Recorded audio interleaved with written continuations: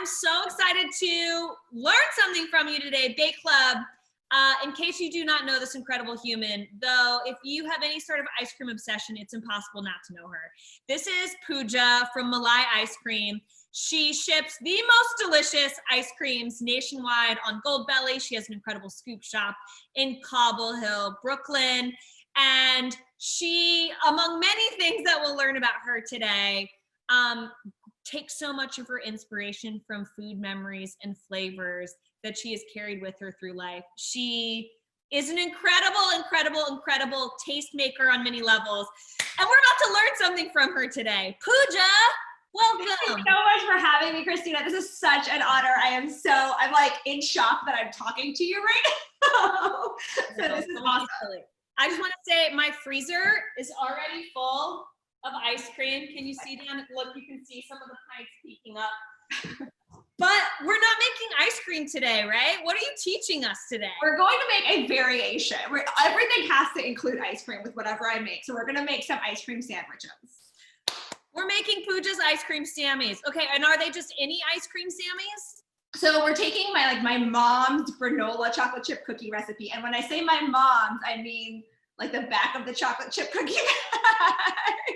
A very standard chocolate chip cookie recipe. We're going to amp it up with some cardamom. So we're gonna Malaify it a little bit, and then put some of our ice cream in the middle. Okay, I just wanna say that I already, like, of the many things that I just so get about you, I used to always be like, oh my God, my grandma has the best oatmeal cookie recipe ever, or the best ginger snap recipe ever. And I'd be like, Grandma, will you share the recipe? And she's like, sure, go get the molasses bottle out, flip it over, there's the recipe. Like, her recipe book would just be all the cutouts of the back of things just taped on, which I think totally. But you know what's so funny is that, like, I was like craving my mom's chocolate chip cookies one day. She put this granola cereal in it. So I thought it was her recipe. And I was at home, like, this was like 10, 12, 15 years ago. And I wrote down the recipe on this like craggly sheet of paper, and it's been on my refrigerator ever since, wherever I've moved. And then once my mom came over and she was just like, you know, that's like a very standard chocolate chip cookie recipe. You can find it on the back of any. Like the internet will have it. What is it about, like, the nostalgia that we hold that our parents either think we're like a little crazy for, or the generation after us is like, you can just go to the internet. What is it about, like, holding on to the old paper? I know, I love it. I'm a sucker for like traditions and things like that anyway, and so I'm never gonna let go of the sheet of paper, but I get mentalist at heart of the many things we have in common. Okay, so talk to me. We're making ice cream sammies. We're making them with the base of your mom's. They're hers, Pooja. That's how you made it into your life. Your mom's oatmeal granola chocolate chip cookie recipe. But there's some riffs on it beyond the cardamom, which I want to learn more about the whys of. What else is different about this cookie recipe? So the main difference, so we wanna make it like the best ice cream sandwich cookie. We don't want to just make it the best cookie. And so, you know, when you eat an ice cream sandwich and like the textures are not the same, so you bite into it and the ice cream just kind of slides out. Oh, I hate that. Yeah, I hate that. Like, that's such a pet peeve of mine. And so we're going to substitute a little bit of the butter with oil because oil doesn't freeze. And so it's going to soften up the cookie a little bit. Still give it that, we're not going to substitute all of the butter because we still want that taste, that buttery texture, all of that in there. But a little bit will go a long way in terms of the texture of the cookie to make it a perfect ice cream sandwich cookie. Okay, I got it. So we're not just making great cookies, we're making great cookies made for being frozen in between gorgeous scoops of milk. I mean, doesn't every dessert need a scoop of ice cream? Thank you. Yes, thank you. That's a secret to life, Pooja. We gotta. Okay, so talk to me. Where do we get started? So I have softened butter. Here's the truth though. I've been softening this since like the morning. I took it out a couple of hours ago, but yesterday I was making some of these cookies and I literally just melted the butter. So do whatever you need to do. It's like not a big deal. I'm a very big fan when I'm baking at home, softened butter. And I'll go so far as to, like, I pulled this out of the fridge a second ago and I just like threw it in the microwave. But you have to be like, you have to really know your microwave well enough to know how soft you can make it before it starts to like, you know, seep out onto your microwave plate. Yeah, exactly. And like, I was kind of like, you know, walking that fine line yesterday because I didn't take my butter out in time. But I was like, you know, the oil's liquid, the butter could be liquid. It's going to be fine. Okay, so it's 1 stick of butter. 1 stick of butter, exactly. Well, that's right, because we're substituting some of the butter for the oil. Correct. I'm with you. I'm following, Pooja. You're a great teacher already.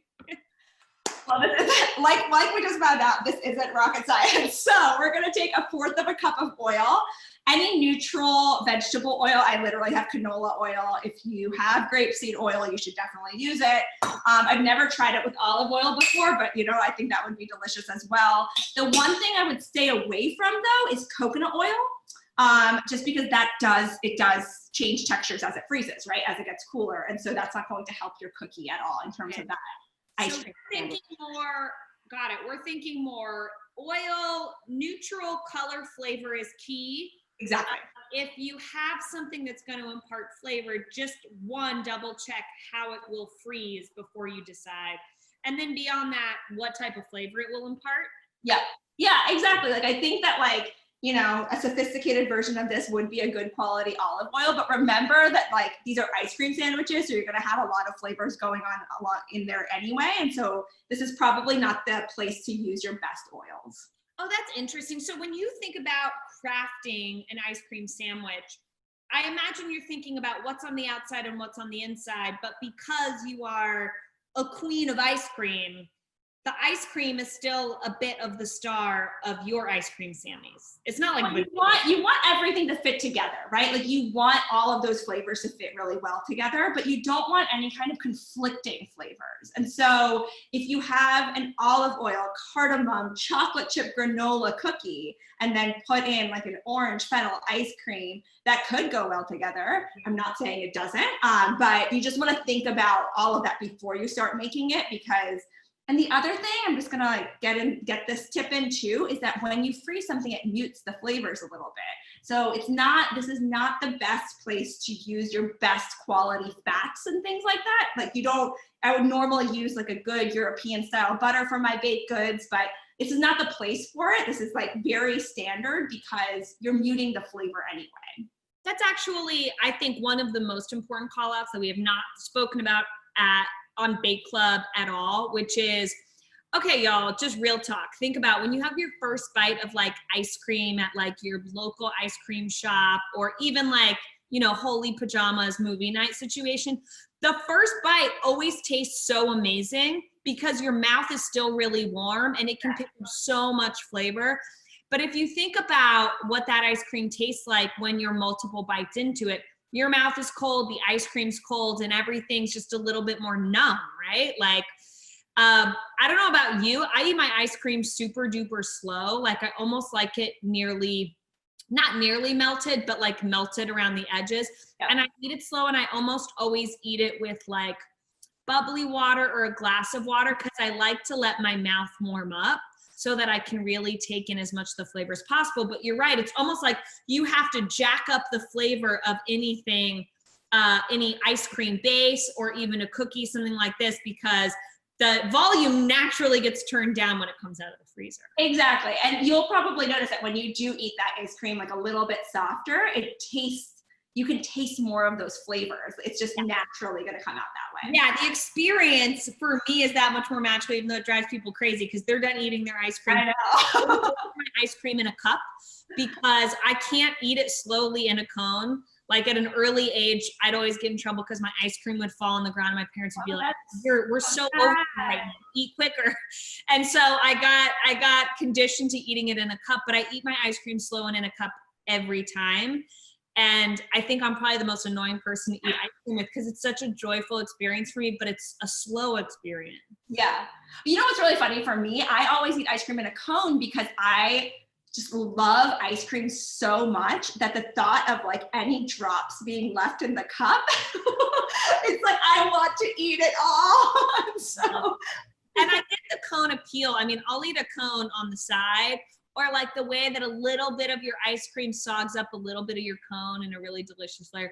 I don't know. It's just one of my hilarious idiosyncrasies that I know is like so against the grain of how like ice cream purists would ever want their ice cream eaten. So anyways, Pooja, now you know. You've been exposed. Fanciest fats. We're not using our fanciest butters, which I think is a great opportunity, Bake Club, and permission from the master herself given to us. So we have 1 stick of butter, a 1/4 cup of oil in the mix. What's next? Let's start mixing. So we want to just cream this together. I think Christina's going to do it by hand, right? By hand, because you know. Yeah. Oh wait, do we turn on the oven? Yes. Oh my goodness. I never do this in time. So thank you. Thank you so much. 350 degrees. But the rack should be in the center of the oven. Go ahead and line your baking sheet with parchment paper. Again, nothing fancy, no sprays, no buttering, anything like that. But we do want to make sure that they come off. So all of that. And mine with my butter paper, just because that's the only thing I got. Great. I don't know where my sheet pans are. Okay. Perfect. So oven 350, baking sheets, just ready. We're paying it forward. Right. And if you're like me, the cookie dough will be fine while that's happening if you forget to do that before. Got it. I'm going to turn on my mixer. It's going to be a little loud.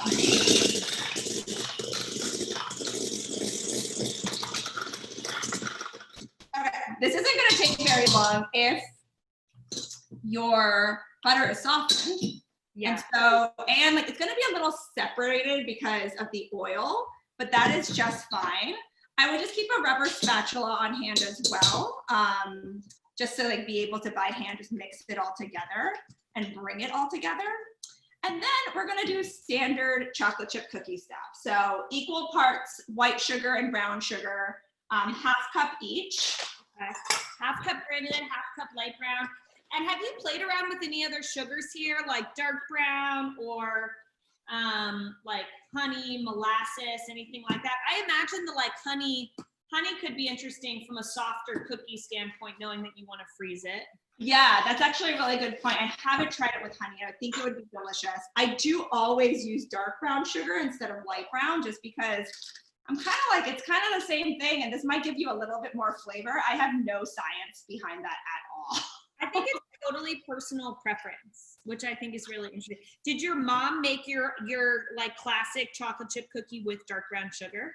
No, she made it with light brown. And here's the other thing that I'm about to tell you, which will make you judge my mom, is that she said, I'm packing it in there like this.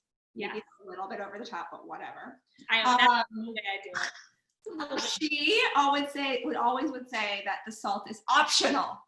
It is not optional. The salt is not optional. Wait, have you fed mom these cookies before as an ice cream? Yeah, she was like, somehow they're better. Salt, mom, salt. Who'd have thought? I know, Okay, exactly. will you, Dear Diary Bake Club, around your parents and this obsession that you have with, I mean, I call it nostalgia, and on some level it's nostalgic, but I love the way that you think about it as tradition, because it is, like, for me, nostalgia encompasses so many things, but I have like written articles about my mom before around like how she made life happen. Yeah. And I didn't realize it till I lived away from home. And I just love hearing you talk about your obsession with tradition. I find it so inspiring, and it so truly ties into this and to everything that you do at Malai. Well, I think that you were actually the first person to kind of pinpoint very accurately that like we all come from, like our food memories come from this place of nostalgia, right? Like we connect through food. There's so many memories that like I think of and that like evokes a different memory in someone completely different from me. And I love that about food. I love how connecting it is. But I grew up in North Carolina, but my parents immigrated here from India. My dad came in the 70s, my mom came in the early 80s. And I just like, I had this nostalgia for their life, you know, like I wanted to understand how they grew up and how their traditions were and why we couldn't bring them over here and what was different about this. It was just like, I had always had the sense of like, what am I missing? Like, what is this part of me that hasn't really been presented to me yet? And how can I access it? And so it was really through food. Like I would access it through food. I would ask so many questions to my mom. We would visit India every single year, and my grandparents lived there. My aunts and uncles still live there. And like I would ask so many questions about, okay, you do it this way now. You've made it easier for yourself, but how did you used to do it? And how were those, why was this evolution happening? Like, what do you do now? What kind of flavors do you play with now? On this day for the Indian New Year, what do you eat? You know, like it was very anthropological. Like if I didn't know that you went to school to study business, I would be like, for sure you went to school as an anthropologist. This like, well, I did. I have so many degrees. I have a lot of student loans. So I did. I actually am. My whole studies within social policy, and I definitely had that career before I got into food. And I think that combination of like business and social policy and really understanding people and how they work has like brought me to this point. The path isn't linear, but the path is linear. That's like people that are always looking for the like, how do I get from point A to point B? And it's like you just start going. Yeah. And you'll figure it out along the way. And as long as you're always like your pinpoints, your points along the map are always the thing that are the things that drive you or make you feel alive or feed your brain, your creativity, right? Like that is your path. Exactly. We'll figure out that you just get going, get on the road. Like my mom, you know, would always be like, just bye, get on the road. Like I'll talk to you later, you know, kind of just like get started and be in process, I think is the best way to figure it out. Agreed. Yeah. And like people have multiple interests and people need to pursue them. And I agree that no path should be linear. So how's your sugar looking? It's looking very good. It's nice and homogeneous. Yeah. It has actually helped the butter and the oil come together a bit more. There's a little, you can see a little bit of the granulation from the sugar and the light brown sugar.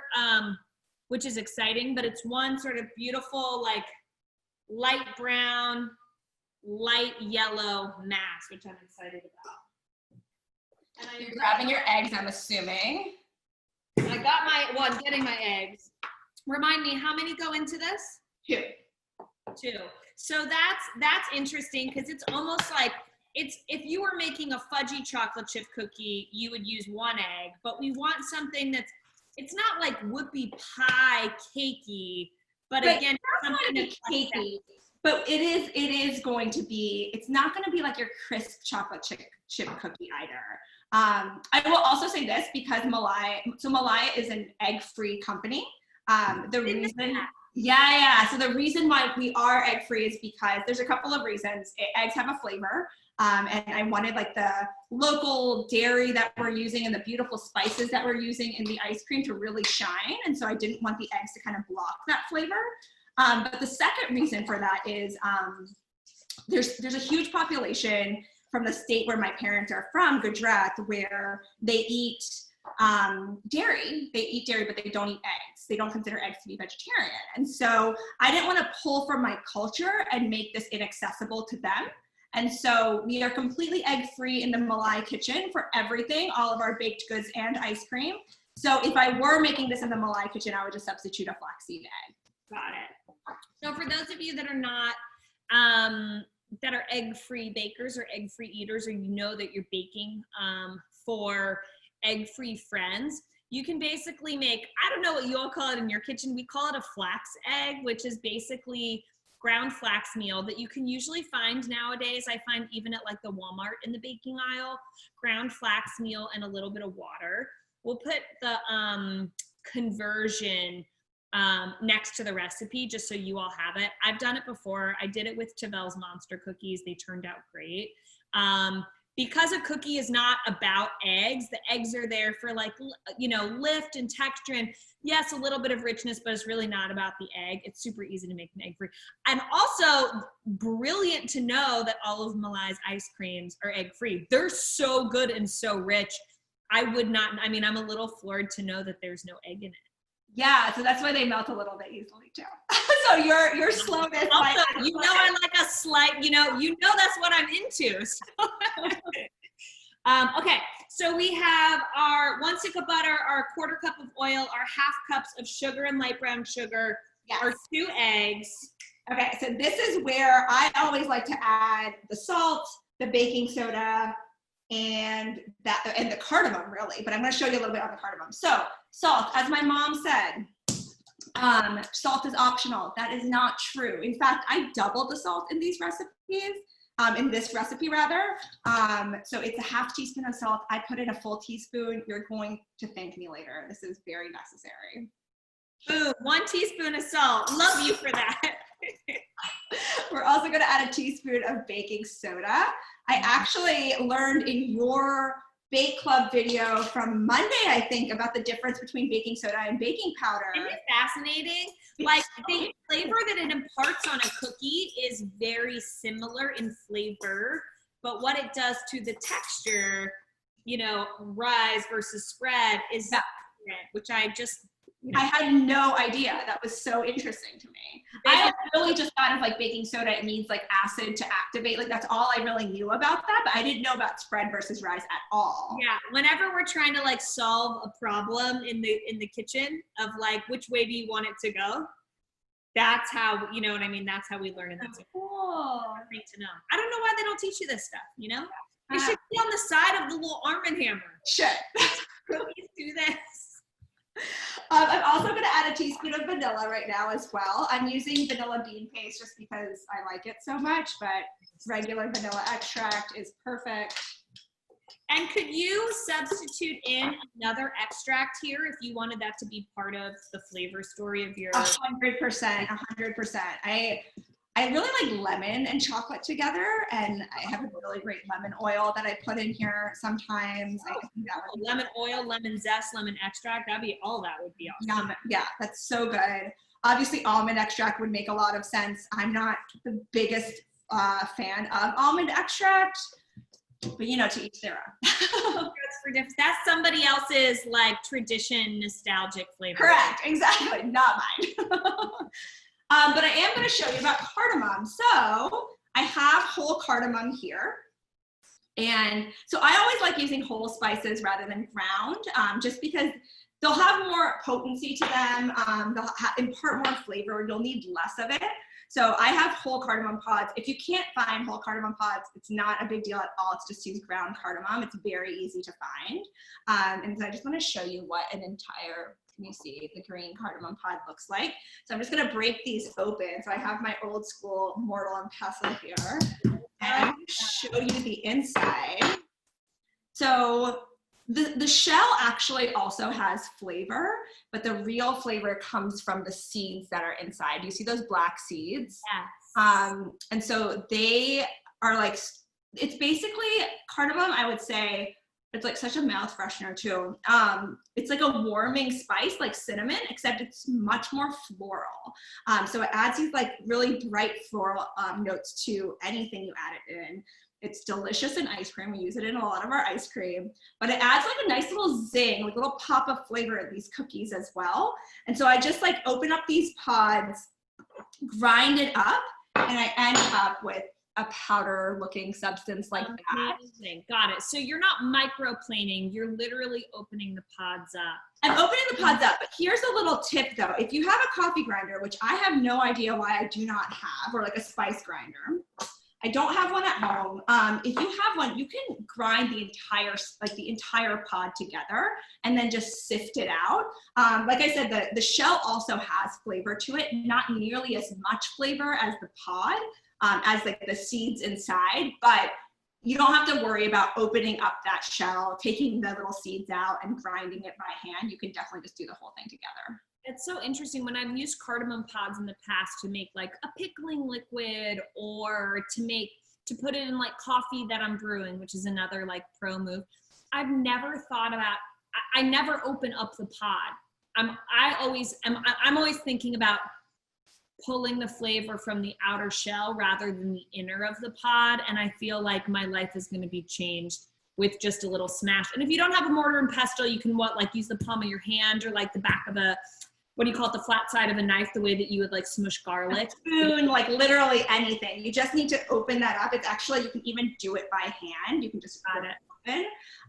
But yeah, no, Christina, if you put this in your coffee or anything, if it's about like soaking and extracting, then it's very much just open this up slightly and put it in, and it'll be so much better. For me, the first time someone made me a cup of coffee that was brewed with some cardamom, like I was just like, why would I drink coffee any other way? Like it is, to your point, it is deeper of a spice and more rounded of a spice. It's more fun in what it brings. It brings, you're right, there's like, it's a floral nuance, but not in like a rose hip. It's not like your grandma's perfume vibes. Like it's not that. It's not like an English garden floral. It is, there's like a gentle heat, not in a spicy way. I don't even know how, it's cardamom. That's like the only way I know how to describe it, but that's I mean, why wouldn't you break open the pot? It's so smart. And then in this space, I imagine any other ground spice that you might be like jamming after works. You just have to think about its intensity against the like flavor. Like you wouldn't add a half a teaspoon of like nutmeg, because that would just make you feel like you're tasting soap. But you could bring in any other sort of like ground spice that you would use somewhat liberally. Yeah, I think a really good, I'm a sucker for a fennel seed. I love fennel seeds. I think that would be delicious in here. Just like toast fennel seeds and then grind them up and add that powder in.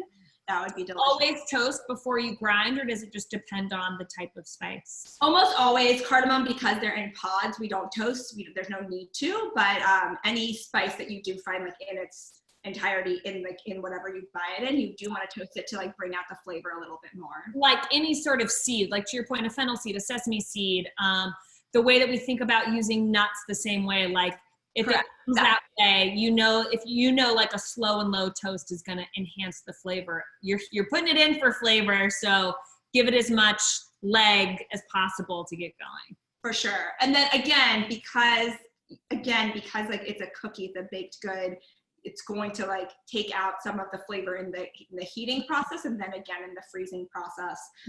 You don't want to use like the most expensive spices in here as well. That is saved for your ice cream. Use that for your ice cream. So like this is not a place where you want to use saffron, for example, but a saffron ice cream would be delicious in here. Got it. Okay, that makes a lot of sense. Okay, how much ground cardamom are we rocking? Okay, so I have about 1/4 of a teaspoon here because I use completely fresh. I would start with that just so you can feel out the flavor. You are going to taste this no matter what. Like you can add more once you add in the other things and you taste your dough, you can sort of decide whether you want to bring the flavor up and so on and so forth. 100%. And especially if you are grinding your own, it's not going to be completely uniform. So you're going to get pops of cardamom, which I really like. Got it. Oh, that's cool. So we have this beautiful. It smells amazing. Yeah. Yes. Yeah. It's super fragrant. And then I'm going to sprinkle in 2 cups of flour. Okay. 2 cups, just all-purpose flour. All-purpose flour. I'm with you. So Pooja, what I love about what you've done is you've kind of brought together, like the way that I think about it is, it is your traditions from your childhood and your memories, and then the flavors and traditions from your family's childhood and upbringing. Like traditions that you've experienced, and then traditions that you have said, no, I want that tradition that maybe like not got lost along the way, but where the tradition broke to become one of your traditions. Totally. I mean, like, I think that like, yes, right? Like you crave traditions growing up, and if you don't have them, you want to create your own, right? You want to kind of create your own system of doing things, and like, what are we going to do this year for this? Let's do the same thing as last year, you know?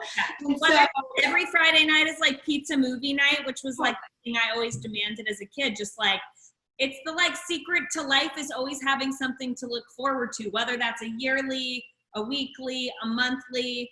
My sister celebrates half birthdays because she's just like, I have little kids. getting them to wait 12 months is crazy, but on the half birthday, we do something kooky, and on the full, like it's the, like, if you don't create moments in life to happen, life will just pass you by, and you get to make them yours and decide what they are. Yeah, agreed. And it's never too late to start a tradition either. Like, that's the other thing, that like, even if, you know, like we didn't do things that were like super traditional and Indian growing up, I had such a desire to have that, such a craving, right? Like, I just like craved these traditions that, you know, like I was in my 20s or in high school or whatever it was that we started these things, but that was okay because we've continued since then. And so that's been kind of cool too. Love that. And this tradition of like, it's a chocolate chip cookie, but it has cardamom in it, I think is like the perfect baked good expression of combining things in a way that are both really, that both really have a depth of story and a depth of flavor to fully represent like what's in your brain and what's in your heart and how your taste buds talk to you. Yeah, exactly. And like, you know, I didn't grow up in India. I grew up in North Carolina. And I think that the ice cream is such a representation of me in a product, right? You cannot get more Americana than ice cream. But like, I'm infusing these like traditions that I grew up with and these beautiful spices that were so ubiquitous to me. And I think that that's what I love about that, is that like we have this shop in Cobble Hill and people are coming, like you said, every Friday night in the summer with their kids, and like they're creating their own traditions with something that I built from my tradition. And I absolutely, nothing makes me happier than that. Like, I love that so much. Okay, will you rattle off for Bake Club some of the names of your ice cream flavors? I would love to. So our most popular is rose with cinnamon roasted almonds. We have a masala chai, which is based off of my mom's like chai recipe that she makes every single day. We have an orange fennel, which is my favorite. I know you're not supposed to pick your favorite, but I have one. We're gonna put that one in these cookies actually. We have some fall seasonals. We have a ginger root. We have a pumpkin garam masala crumble. We have a sweet roti and ghee. We have a lot of sweet roti and ghee is maybe my favorite. Really? Fun inclusion, and it just has this it's really interesting because I have tasted almost every flavor, but the chai just is so delicious that like there's something very soothing about it. The orange fennel is just gorgeous and fresh and bright, but there's something about the sweet roti and ghee that I don't know. I mean, roti is like one of my favorite, like flaky bread through any culture. Put it on the table. I am unapologetically eating it like it's the last cookie. And there's something about it as an inclusion in the ice cream, a texture and a flavor that just like had me at my first bite, I have to say. Fig on fig is pretty beautiful as well. Oh, good. Yeah, that was a summer seasonal of ours. What's so funny about the roti is that crumble, that inclusion that we have in there is actually like when we were growing up, my sister and I were, you know, when we were being like brats and didn't like what my mom cooked for dinner, we would always have roti on hand. She would always have homemade roti on hand, and she would just crumble up that roti with jaggery, which is this like South Asian unprocessed sugar. It comes in big blocks, and she would just shave off some jaggery and mix in some ghee, which is clarified butter. And this crumble that she would create is what we would have for dinner instead. And so like, it was like ice cream topping at Milk Bar waiting to happen. It's insane. Yeah, it was crazy. And so like, I like growing up, becoming an adult, I was like, so when we didn't like dinner, you just gave us dessert. That is a very powerful mom move. I know. Well, she knows. She had good cooking recipes too. Okay, so I'm tasting my dough. Yeah. And I like where the cardamom is at, but I'm also going like, you need more? I bring more. Let's do more. The recipe that I have for you Bake Club people, for these Bake Club members, is half a teaspoon. Okay, got it. But I think it's good to start with the fourth and kind of work your way up. Well, it has a very like secret ingredient flavor to it right now, which I can't decide if I like the wink wink of like, I know what's in it, but you might not. It's very good. Okay, so a little bit more cardamom if you must. And then granola and chocolate, obviously. Granola and chocolate chips. So I have the only granola that I'm allowed to put in these cookies. That's the only one that exists. This is the only one with raisins. I don't even like raisins, but I only put it with raisins in these cookies. Okay. There's a cup and a half of that. Okay. I love this.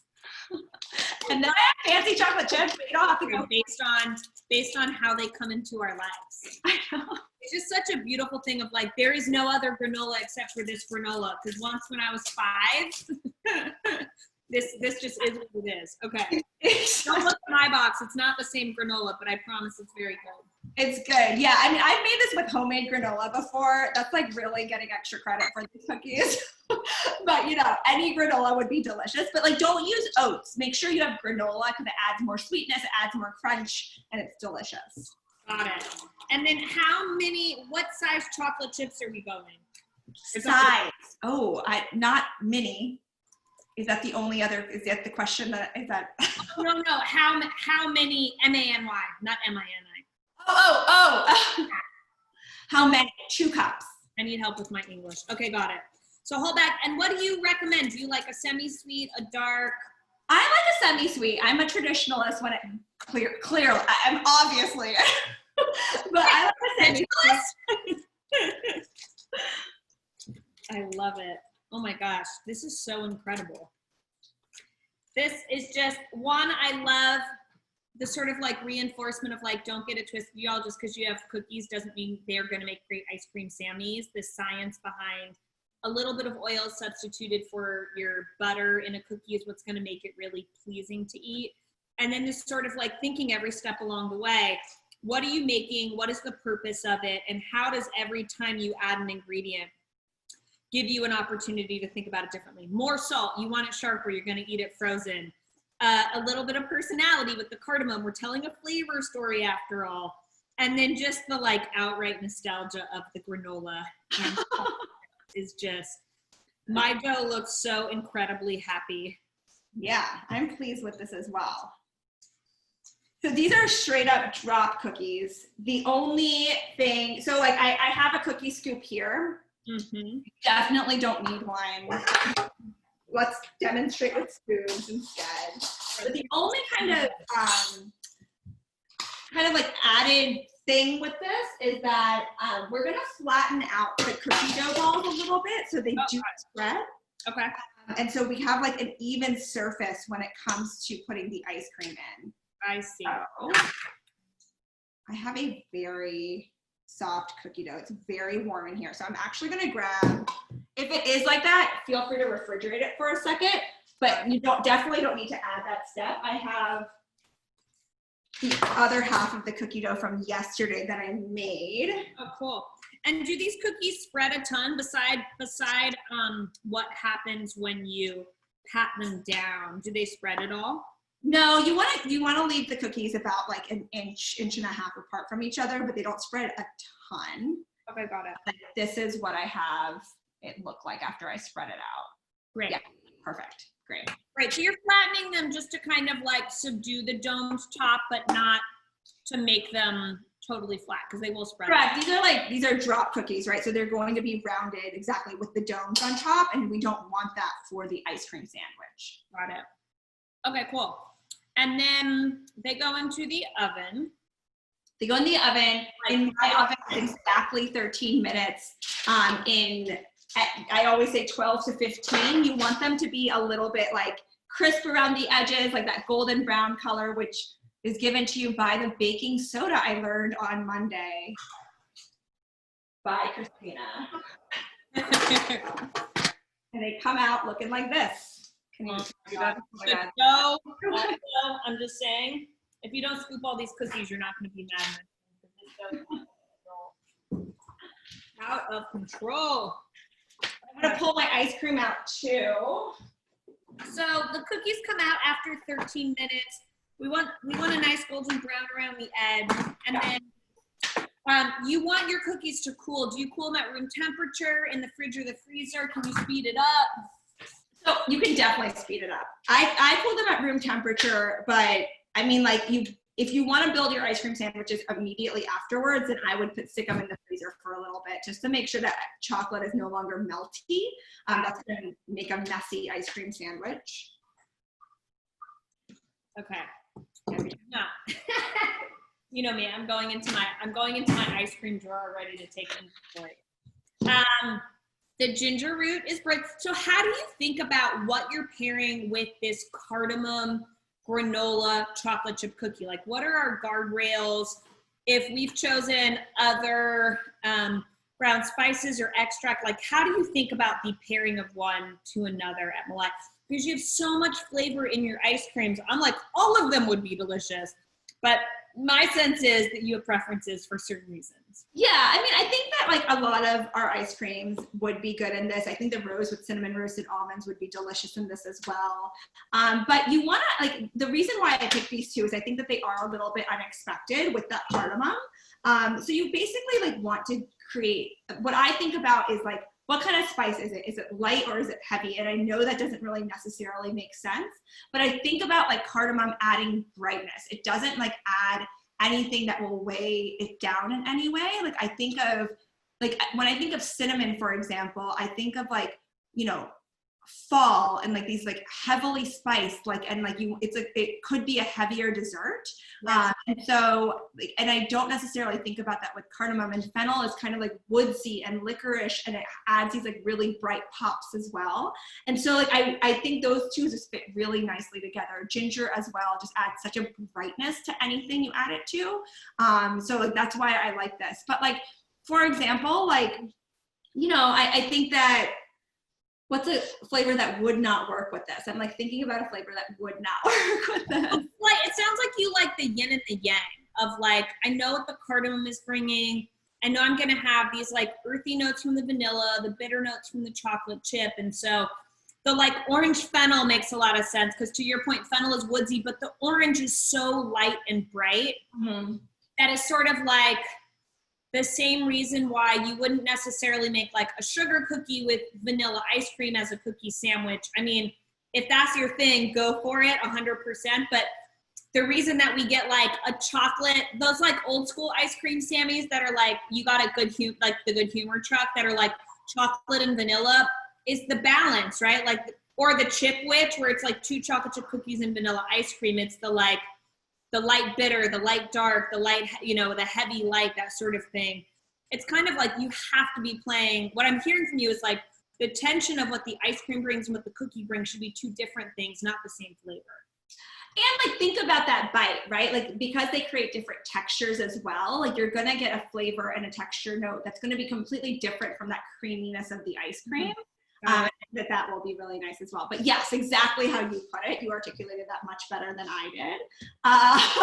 Like, this is what I'm here. Okay. So what are your like 1, 2, 3s? How do I know like which ones of these should be bottoms, which ones should be tops? And then how do you, this is just based on which ones fit together nicely. And I'm actually gonna pull out one that I made earlier as well. So we can see kind of the ratio of ice cream and like a good amount of ice cream. Y'all, just in case you thought it was gonna be a 1 scooper, you were wrong. This ice cream queen is still about ice cream, y'all. Don't get Correct. twisted. And so we're going to, it's nice to let the ice cream soften for a little bit. Just so you don't want it to be soupy at all. You don't even want it to be soft, but you do want to get like a cohesive scoop out of there. Do you do a la minute like ice cream sammies at Malai, or do you make your ice cream sammies like pre-service? We do it both. Okay. So we have like a cardamom snickerdoodle, and we used to, we don't right now because there's some things that we had to take off the menu because of COVID, but we used to do that to order, but we also have ice cream sandwiches that we have pre-made. Got it. So you can choose, if we come to the scoop shop, we could choose our own combo, or we could get like Pooja's favorite combos. Correct. Exactly. Oh, you already made one. You're way ahead of me. Well, I've decided, I haven't smoothed that one out, but I've decided I want to be a little hokey. And so I'm going to do this real quick. The texture of this ice cream, mama, is just out of control. I have it's so smooth and luxurious, and it's incredible to me that there's no that there's no egg in it. Bake Club, by the way, whether you live near Cobble Hill, Brooklyn, or you're Oh my goodness, I'm just watching what you're doing. Goldbelly.com, my friends. That's how I got mine. Yeah, we ship nationwide through Goldbelly. That is an insane ice cream. Pooja, is there a moment where it's too much ice cream? Because I think you hit it. I think you hit that moment. I feel like the kid in me that was totally 100% just like you, like, Mom, what was it like when you were growing up? What did you eat? What did Grandma make you? Like, what kind of vegetable did Grandma try and make you eat, or what have you? Oh. That version of me would make this ice cream, Sammy. Oh my God, I'm totally losing it too. I eat as much ice cream as humanly possible because I'm the boss and it's my kitchen. And then this is my like slightly more, that's more manageable adult, which by the way is still insane. And then what do? Do you smooth your ice cream over, or do you just smush it? So if it's soft enough, you can just like kind of smash the two cookies together and you'll get like a nice uniform anyway. But if not, you can just grab a spoon, just like Christina just did, and just like smooth out the sides. Especially, you can like put this directly on plastic wrap and then wrap it up and freeze it. And if you're doing that, then I would suggest to smooth out the sides just to make it a little less messy. And that's what I did here in this frozen one. But also, mess could just be part of your story with the ice cream Sammies, y'all. Maybe that's part of the tradition. Maybe that's their tradition, Pooja. You know what I mean? Exactly. Maybe it's just their tradition. Okay, so if I don't crush these right now, okay, in plastic and put them in the freezer and pull them out whenever. Yeah, exactly. Oh my God. Are we gonna take a bite? Should we take a bite? Yeah. I mean, I was gonna take a bite of this and was like, that's a problem. Okay, cheers. Cheers. I mean, it is, yum. Ooh. Did you get the cardamom? I just got it. Mm-hmm. I get the ice cream first. You'll love it. I get the ice cream first. Then I'm like, ooh, it's buttery. I got the cookie. Oh my God, here's the cardamom. And then you ready for the final kiss? Just a little bit of salt. Just the tiniest bit of salt. Because salt's always invited to the party. Yeah, exactly. And that chocolate is perfect. Yeah, it's just so good together. Oh my God. Pooja, we learned so much from you today, from the power and importance of traditions to like breaking down and rewriting the rules, to the beauty and brilliance of what ice cream brings to our lives, and how the heck to craft the most masterful ice cream. Sammy, thank you so much for joining us. Oh my goodness, Christina, I mean, I cannot thank you for this enough for the support. You are incredible. Thank you to you. And I hope you enjoy these. I'm like, bye. I'm taking the next 2 hours off. Bye.